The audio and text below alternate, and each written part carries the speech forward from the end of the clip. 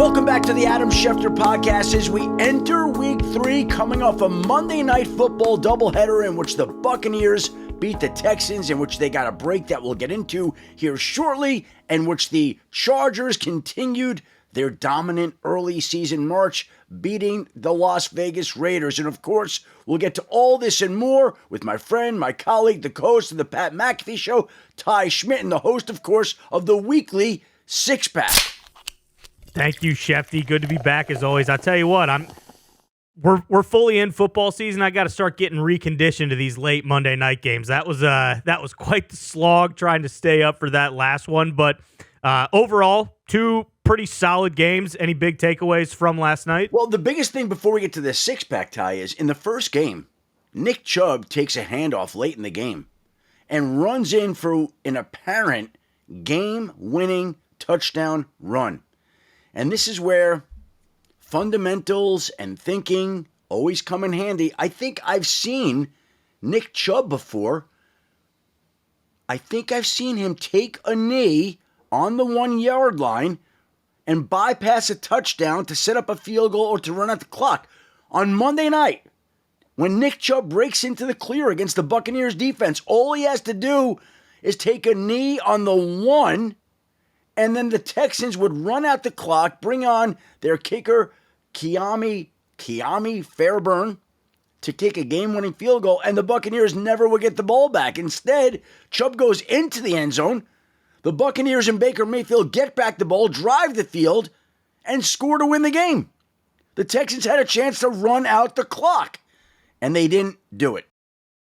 Yeah, and, Shefty, I don't know, maybe he's not viewed this way in the league, but I think you got to add Baker's name to the, left too much time for insert quarterback here. I mean, right when Nick Chubb scored, I agree. You wash that clock away and win that game because it did. It felt like, you know what, Baker's going to get the ball here and he's going to drive him right down the field. And I don't know if that's just me because I like Baker, but I feel like he has entrenched himself in that echelon of, oh no, you left too much time for Baker Mayfield. I am a Baker believer, and the way he came through Monday night was not surprising at all, and he's developed into one of the top quarterbacks in the league. But you know what was amazing about Baker on Monday night? What stood out to me? What's that? There was the play early in the game where a defensive lineman came in and collapsed on his leg, and it bent at this weird angle, and he got up slowly, and I thought, oh my God, that's bad. And then there was another hit late in the game. He flips over, and I don't know when Baker Mayfield turned into Gumby all of a sudden, but he is able to avoid these things. When did he become so pliable and flexible? I guess that must have rubbed off on the previous Buccaneers quarterback Tom Brady, because Baker Mayfield got up from hits that other players have not in the past. Yeah, I mean, he's, you can say a lot of things about Baker. One thing you can't do is question his toughness. He is tougher than a $2 steak. He has been for a long time. So love Baker. Both those games last night, entertaining. Let's get into the rest of the six-pack for this week, Shefty. Topic number 1, man, just terrible news for the NFL as a whole, but especially for Bengals fans. Joe Burrow, gets hurt, and now we're looking at what, you reported potentially 12 to 14 weeks with whatever version of turf toe he has here. Tell us more about the Joe Burrow injury, Shefty. It is a turf toe injury. It is surgery that will be done probably this week once the swelling in his toe or toes goes down. And it will sideline him a minimum of 3 months. Minimum. And my understanding in talking to doctors is that it's really a 12 to 14 week injury. Patrick Mahomes had this surgery 3 days after the Super Bowl in 2021 and was limited at their June minicamp. So do the math. February, March, April, May, June, 5 months. Man. We are on mid-September, mid-October, mid-November, mid-December. The chances are, as much as Joe Burrow is going to try to come back this year, the chances are we've seen the last of Joe Burrow. And that's not good for the Bengals. That's not good for Joe Burrow. That's not good for the National Football League. That's not good for anybody. It's unfortunate. You hate to see it. He'll have that surgery. The Bengals, as we record this early Tuesday morning, are working out quarterbacks today. A group of quarterbacks are going in. My prediction, and we'll see how it turns out, I could be wrong, is that they'll wind up signing the former Jets and Bills and Dolphins quarterback Mike White. My prediction is they'll sign him to the practice squad. So that is what we're talking about. Whether it's Mike White or somebody else in the end, it's still going to be Jake Browning at quarterback for the Bengals. They've been in this situation before when Burrow hurt his wrist in that Thursday night game against the Baltimore Ravens in 2023 and was out for the year. Jake Browning came in and the Bengals rode him, and Jake Browning played well. And what people don't remember or forget is that Jake Browning was a decorated quarterback in high school in the state of California. I need to look this up, but he holds all kinds of passing records in the state of California when he played high school football. It's not like he's some irrelevant quarterback. He's accomplished. Right. He's been very good. He's not Joe Burrow. That's the problem. Joe Burrow is an elite, world-class NFL player. He's almost an international icon athletically, right? Like, people know Joe Burrow. Between the way he's played, his persona, his character in fashion and on quarterback on the Netflix show. So it's a terrible loss, and it's amazing. Like, you always see some injuries like this that are season-altering, league-altering injuries. It's never good to see them anytime, but it especially stinks in week 2. It reminds me of the year that Tom Brady came in and tore his ACL in week 1 when Bernard Pollard, the chief safety at the time, plowed into his knee, and Matt Castle had to replace Tom Brady. And now we get Jake Browning replacing Joe Burrow, who's going to have surgery, who, again, we're rooting for him to come back this year, but I would say the chances are, my guess would be that we've seen the last of Joe Burrow this season. Yeah, it's just terrible. I mean, like you said, the NFL is better when Joe Burrow is playing on Sundays. And it, being in Indianapolis, obviously yesterday or, whenever this news first came out, a lot of the kind of discourse around it was like, wow, we're looking at Andrew Luck again. And you hope that's not the case, but you look at Burrow's injury history thus far, and how much of a competitor he is. You put out the stat, Schefter, you tweeted it out about how poor their offensive line has been since he's been the quarterback there. And it just, I don't know, it just makes you sick to your stomach that we're going to potentially lose him for the season. Moving forward, Jake Browning has shown he's capable. This, though, is kind of the exact situation we talked about before the season with a guy like Kirk Cousins or Jameis Winston. Is there any realm of possibility that happens? Or, we know how much money the Bengals spent in the offseason. Is it kind of, hey, Jake Browning and a Mike White or bust? Yeah, I think it's going to be Jake Browning, and the quarterback they add, my guess is Mike White or bust. That's what I think. Now, Jake Browning could struggle. They could turn in another direction. Jameis Winston would make some sense financially. Would love to see Jameis Winston in Cincinnati. It would be a lot of fun to see that. I don't know how practical that is. I don't think it's practical at all. Kirk Cousins, the money is such that I just don't see that working out. And Kirk Cousins has a no-trade clause. And Kirk Cousins' boys are already enrolled in school for the year. And knowing the kind of guy and man that Kirk Cousins is, my guess is Kirk Cousins only would approve a trade to a team in a situation that would be ideal for him and his family. I don't know what connection he has to Cincinnati.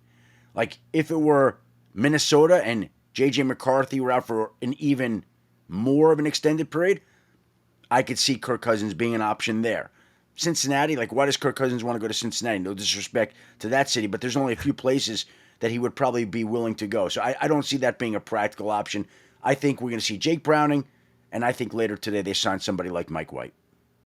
Okay, so there you have it. And, again, prayers out to Joe Burrow. It's just terrible. Just terrible that we're going to lose him for the year. But knowing, his competitive makeup and everything, we'll see him back probably better than ever. Let's move on to topic number 2. You just mentioned it there, Schefty.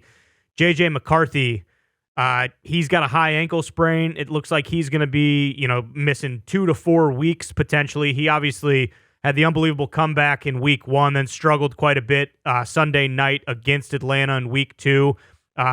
What's going on with the J.J. McCarthy injury? Obviously, after this came out, I don't know if you saw, he had a lot of armchair doctors saying, oh, it was because he played so bad. I can't find the play where he sprains his ankle. I think that's BS. But what's going on with J.J. McCarthy? It is BS. He has a high ankle sprain. He came in yesterday. He was sore on Sunday night. I actually got the call early Monday morning that J.J. McCarthy had an ankle issue. And when I was on the show with you guys on Monday and I was saying, oh, we got bad news coming, right? I knew at that moment I was working on Jalen Johnson, J.J. McCarthy, and I mentioned Jaden Daniels to you on the show. So I knew we had 3 situations that I was dealing with as we were on the phone, right? I said there was bad news. We brought up Jaden Daniels. I knew about Jalen Johnson, which came out right after the show, and I knew about J.J. McCarthy. Now, I'm told it's a high ankle sprain for J.J. McCarthy. It's 2 to 4 weeks, and if you look at the schedule, I think you can get a hint and glean some insight about when we potentially could see J.J. McCarthy back. So let's take you through the schedule here a little bit, Ty. This week, they have Cincinnati at home.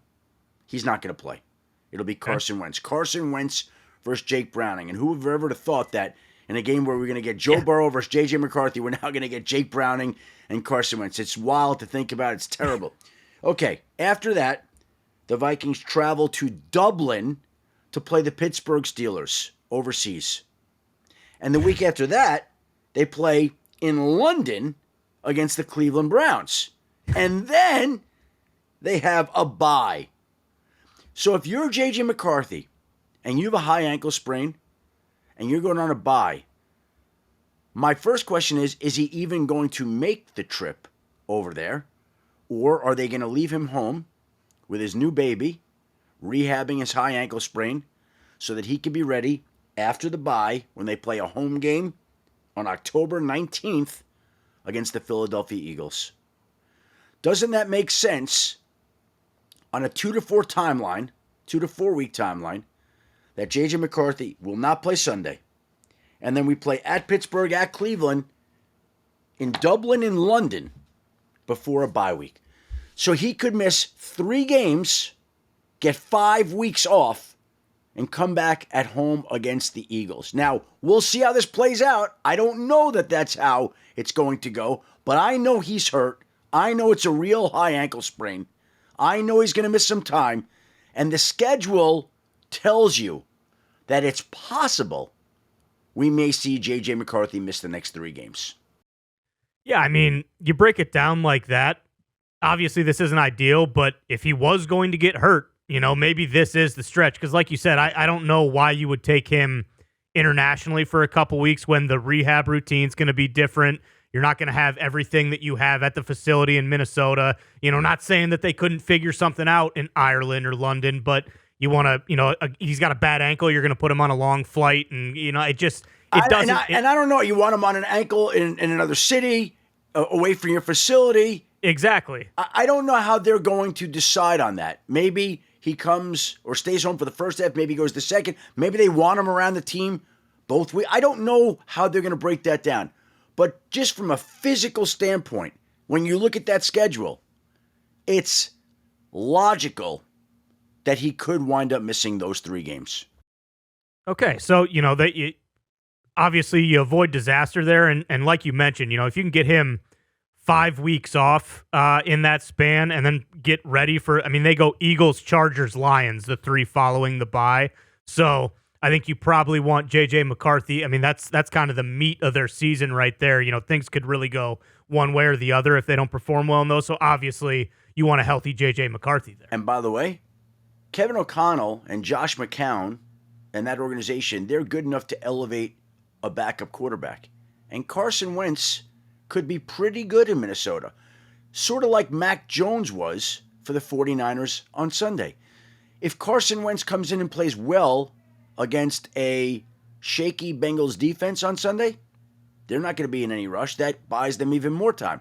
If he struggles on Sunday, maybe that expedites the timeline on J.J. McCarthy. But Carson Wentz will help dictate that, just like the 49ers, they'd love to have Brock Purdy back this week against the Arizona Cardinals, and maybe he will.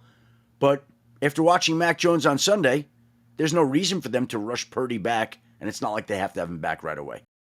Yeah, exactly. That's a great point. Great point.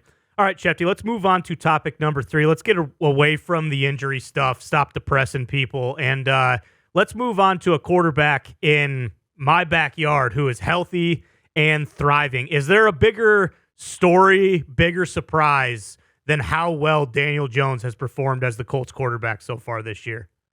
Before I go into some of the specifics there, Ty, I just want to point out how unpredictable an NFL season is and how quickly things change. Joe Burrow is lost for the season. J.J. McCarthy's out. Jake Browning's at the forefront in Cincinnati. Carson Wentz is stepping up in Minnesota. And who would have ever thought that the most stable and productive quarterback in football right now would be Daniel Jones in Indianapolis? I mean, hard to imagine that, right? A guy that we thought was competing for the starting job, who I think was going to get it all along anyway. We've said that on this podcast. It was set up for him to get. He got it. I think they knew exactly what they wanted to do. And since Daniel Jones has started the season, a couple of things to keep in mind here, Ty. The Indianapolis Colts and Daniel Jones are the first team in the Super Bowl era not to punt in their first 2 games. 0 punts for a Daniel Jones-led offense. Not only have they not punted, but they set a record by scoring on their first 10 drives of the season. Daniel Jones lighting it up in Indy. Fantasy's number 2 quarterback at this point in time. Who saw that coming? Now, I know Jonathan Taylor's been a machine. He's been impressive. I know Tyler Warren looks like he's this year's version of Brock Bowers at tight end. And so there are some real weapons there in Indianapolis, and Shane Steichen knows what he's doing. But Daniel Jones has been lights out. And I just want to go back, and I said this on this podcast. Nobody believed it, but I'm going to repeat it again. When Daniel Jones was a free agent this past offseason, I had a couple of coaches on a couple of teams say to me when we were going over their quarterback situation, the guy that I want is Daniel Jones. And when I heard it a couple of times, I was like, whoa, from people you wouldn't think. And so that told me then that Daniel Jones has more respect around the league with smart minds than he does in the public. But now he's begun to win over public support. He's proven he could play. And we've seen quarterbacks revitalize their careers across the league. Baker Mayfield, as you mentioned, has done it in Tampa. Geno Smith did it in Seattle and now Las Vegas. There are other examples. Sam Darnold in Minnesota and Seattle. And you wonder if Daniel Jones is going to be the latest version of that, turning around his career in Indianapolis, stabilizing that offense and that franchise, and becoming, I don't know, is he even eligible for Comeback Player of the Year? I would assume so. Okay. Well, there you go. Daniel Jones, star of the first 2 weeks of the season. Without a doubt. And listen, we talked about it on Pat's show kind of leading up to the season. I think a lot of us, I don't know if anyone envisioned what he's done through 2 weeks thus far, but a lot of us were saying like, hey, he could be good. You know, his line was a sieve in New York every year. And the biggest knock on him, I mean, it was the turnovers. You know, he just strip sacks, throwing interceptions. He's played so clean. It looks like a different player out there. It really does. That does not look like the Daniel Jones that we've grown accustomed to seeing in New York. And, you know, I mean, I guess he didn't really play in Minnesota. But to your point about just kind of the feeling and everything, Pat has been to both of the home games, and, you know, a lot of guys in the office, and they've said there hasn't been this much optimism and excitement around the Colts in maybe 10 years, you know, a long time. That place is rocking. And I think you're right. I think around the city, I think people believe we found our quarterback for the next 10 years. Granted, it's early. A lot can still happen, but people are gushing about Daniel Jones right now in Indianapolis and around the league, and rightfully so. He's been unbelievable. So we'll see. We'll see what happens. All right, Shefty, let's move on to topic number 4.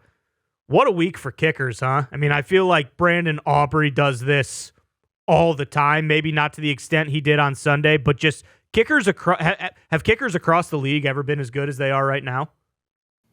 60-yard field goals, 60 is the new 50. Because these guys are making 60s. And I got to tell you something, it feels like 70 is going to be the new 60 at some point in time. Because they just keep pushing the limits. And Brandon Aubrey, the way he kicks, it is incredible. It is so effortless. Greeny said it looks like a golfer with a wedge from like 50 yards. It's just nice, easy swing, great tempo. It's automatic with that guy. You know he's going to make. Did you have any doubt that he was going to make that 64-yarder at the end of regulation to send it into overtime? No. He was going to make that just like he was going to make the overtime kick. Brandon Aubrey has become, I would say, as dangerous a weapon for the Cowboys as C.D. Lamb is. Truly. I agree. Even Scott Van Pelt on Monday night said he remembered when Tom Dempsey was up for the NFL Most Valuable Player Award. Like Brandon Aubrey, it sounds crazy. You wonder, could he kick himself into that conversation where at least his name is coming up? If the Cowboys are winning games like that, why wouldn't it? He's been incredible. And how about the story of Parker Romo, the Falcons kicker who's from the Atlanta area? The Falcons make the decision over the weekend after Younghoe Koo, their incumbent veteran kicker, missed a game-tying 44-yard field goal in the opener against Tampa to leave him home. Didn't make the traveling squad. That's like a high school thing, it sounds like. When's the last time we heard about a team leaving a player home? Don't come. Yeah. We're not bringing you, okay? But we're bringing the guy off the practice squad to kick in this game. And not only did they bring Parker Romo off the practice squad to Minnesota, but the guy makes 5 of 5 field goals and makes it look effortless. And these guys are booming kicks. We saw Chris Boswell in the opener for the Pittsburgh Steelers. We saw Cam Little in the preseason connect from 70 from Jacksonville. It just feels like this is the time to be a kicker. Your colleague there, Pat McAfee, you tell him I said this.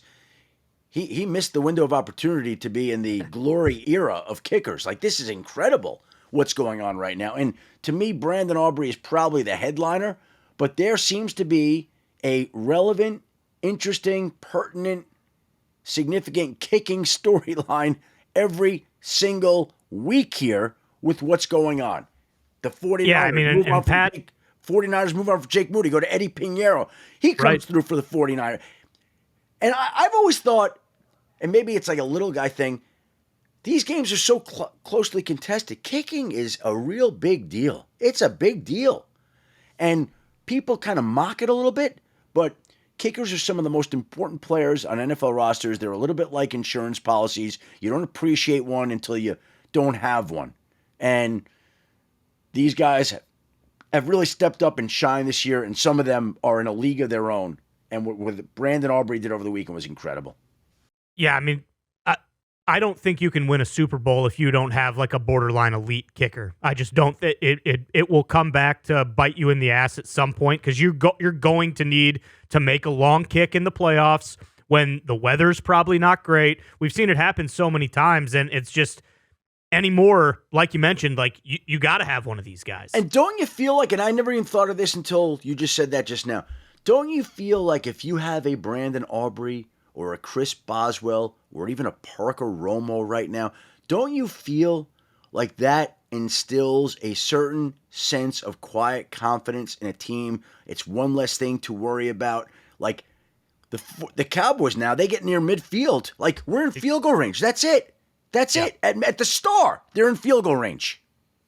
Yeah, there's no question about it. We had Brandon Aubrey on Pat's show yesterday, and he said, like, I don't know. He said, somebody told me that the 64-yarder would have been good from 72. So I don't know how they equate that, but you look at it, I mean, it's going through the uprights, and it's hitting, like, the middle of the net. I mean, that thing's not just barely skidding over. He's got extra leg. I think without a shadow of a doubt, we're going to see someone kick a 70-yarder in a game this year. Well, I was just going to say that. I agree. It's going to be sooner rather than later. And by the way, it wouldn't surprise me if we see multiples of that this year. I agree. And it goes back to Pat saying how, they changed that rule where it used to be the the brand new balls that they'd give to the equipment manager, and they get 20 or 30 minutes to break them in. Well, now they can bring the K balls that they're using, so these guys can bomb them much further. It's a little more beaten up and kind of the bladder's a little bit easier to strike through. So we'll see. But I mean, I agree. To your point on Brandon Aubrey, can you imagine if you're an offense, you need to get what? One first down, 2 first downs, and boom, hey, there we go. It's no more. We got to get a deep shot down here to the 35 because and 35 is kind of stretching it. We really want to be on the third. They don't have to worry about that. It takes so much pressure off Dak and that offense. It's a real weapon, and like you said, if you don't have one of those guys, at some point it is going to show up. Great time to be a kicker in the NFL. Like you said, probably the best time ever. Schefty, let's move on to topic number 5. Are the Chiefs no longer the Chiefs? I mean, I'm hesitant to do this because we did this so many times last year, but they start 0-2, haven't started 0-2 since 2014.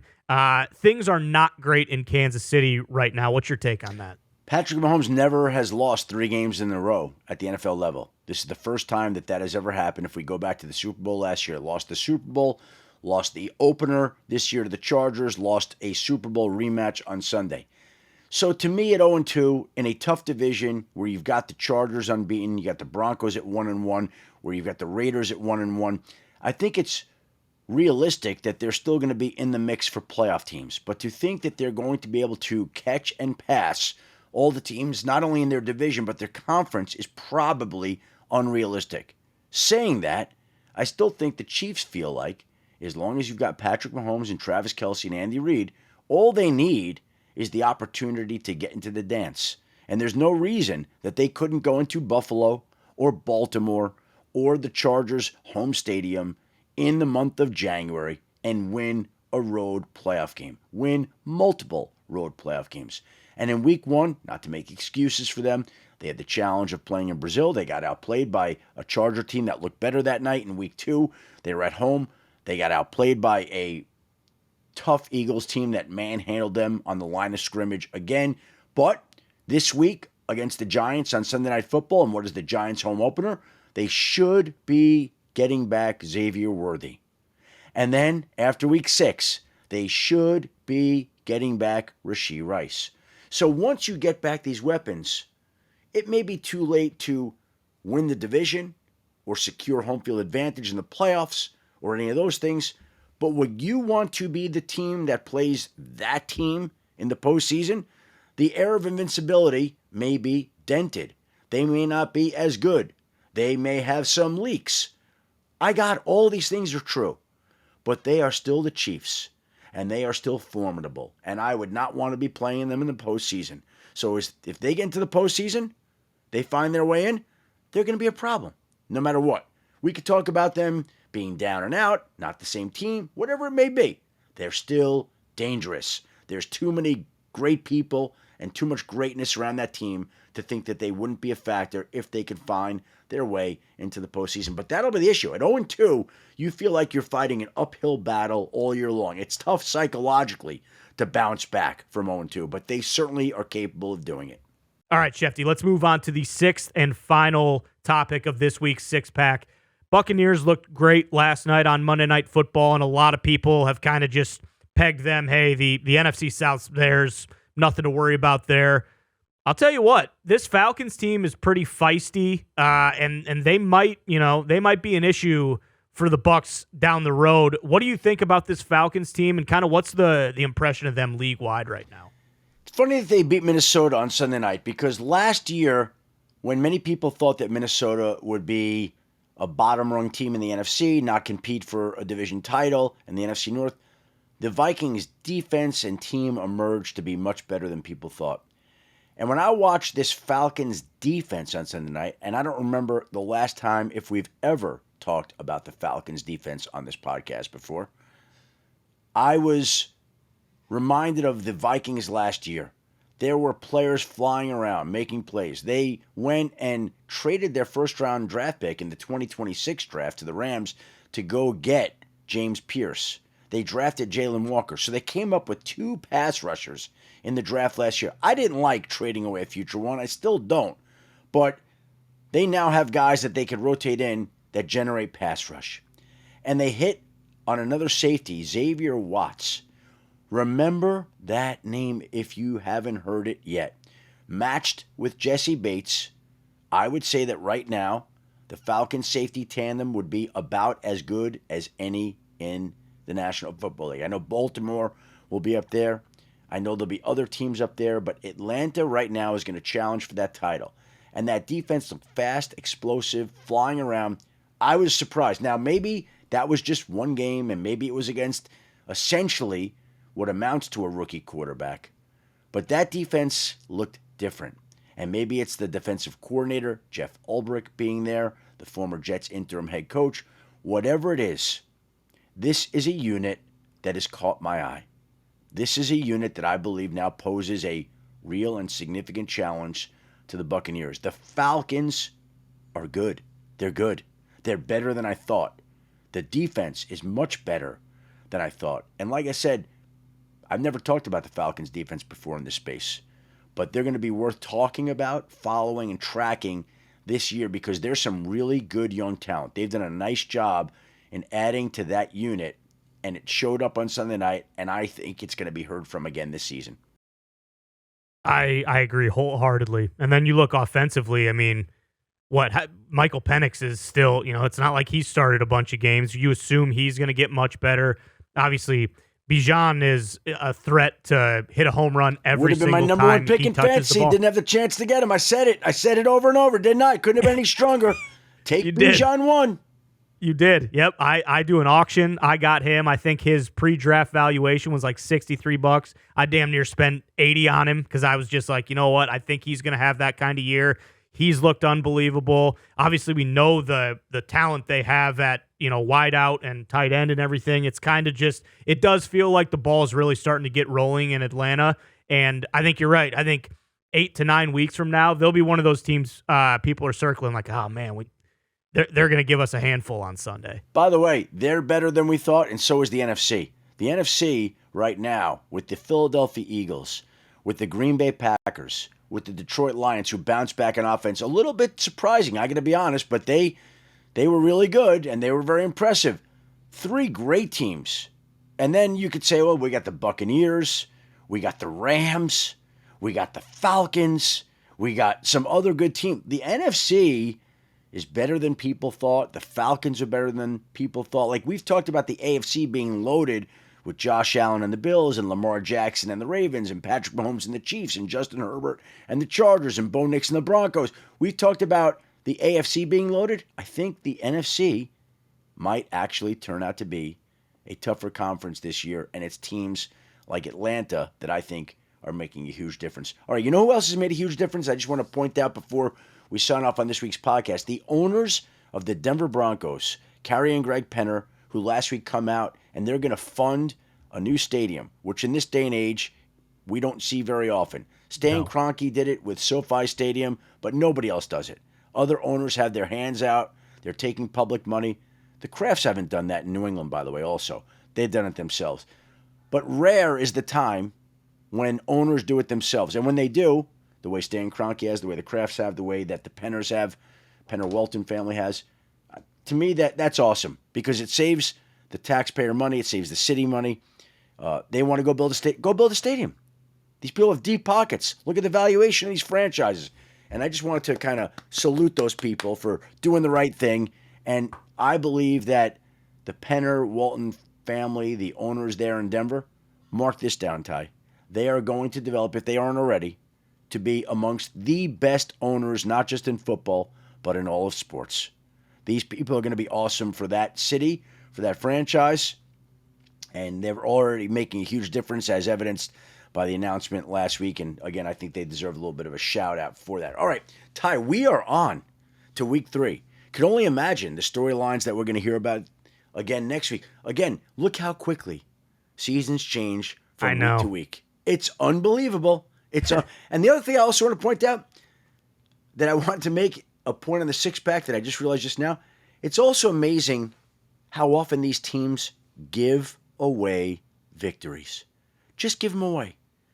The Steelers on Sunday, Caleb Johnson muffing that kickoff in the end zone that Seattle recovers. The Denver Broncos with a leverage penalty amongst a number of mistakes down the stretch that enabled the Colts to pull through and win that game. The Arizona Cardinals did everything they could to blow a 27-3 third quarter lead at home against the Carolina Panthers and give the game to the Panthers. Nick Chubb not taking the knee on Monday night against Tampa Bay, which would have resulted in a Texans victory instead of Baker Mayfield driving the field. And Bill Belichick used to say that 75% of the teams beat themselves. You see it every week. Yep. It's not so much winning the game. You got to make sure you don't lose the game. Don't lose the game. Don't make the mistake. And I know it's easy to say just from our vantage point, but it's true. Every week you watch it, but I really noticed it this past week. Teams just, for lack of a better phrase, shooting themselves in the foot, making mistakes at critical times, not making the right calls, not making the right decisions, and losing games in the end. And you know what? It's going to happen again this week too. It's Yeah, probably multiple every times. week for the rest of the season. And that's how people lose jobs. Yeah, no, I mean, I couldn't agree more. This isn't college football, you know? Like the line between the haves and the have-nots is so small. So if you give teams opportunities in the NFL to get back into the game, like, guess what? Those guys get paid too. There's a good chance that they'll take it. I agree. We're going to see it, probably 3 to 4 times this week and next week and the week after that, and, on and on and on. It's amazing how it happens. All right, Ty, I want to thank you for leading another six-pack. Great job there. I want to thank our great producer, Dan Stanzik. I want to thank the listeners for tuning in to another Adam Schefter podcast. Please rate us, subscribe to us. Ty, give me the whole thing. What are we doing? Subscribe, rate, and review. Subscribe. I'm going to get it one of these times. Subscribe, rate, and review. We appreciate everybody tuning in. We'll be back in this spot next week for a look back at week 3 and a look ahead to week 4. Until then, enjoy